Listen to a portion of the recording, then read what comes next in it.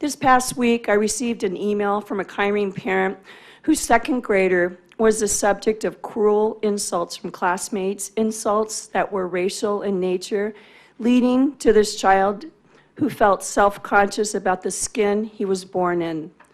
This is one of the many stories that have surfaced over the past few years. I share this with our community to illustrate how important our work on equity and inclusion is to the core mission of our district. This parent went on to say that their child's learning experience should not be impacted because they are mocked for the color of their skin, and that's true.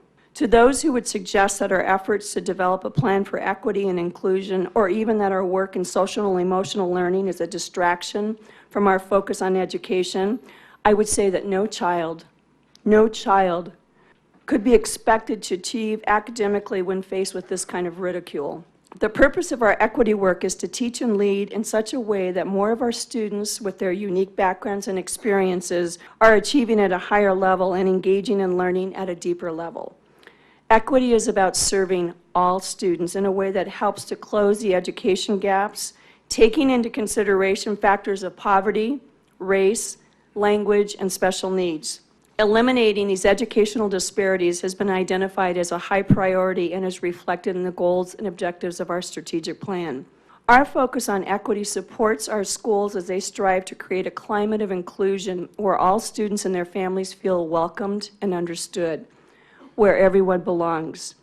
We are not unlike other school systems across the country who are also experiencing increased frequency of harassment, bullying, and incidents of hate targeting students based on race, gender identity, sexual orientation, and religion.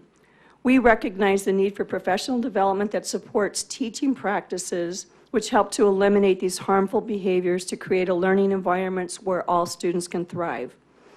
Kyrene is framing its response to equity work in a way that's consistent with the needs of our community.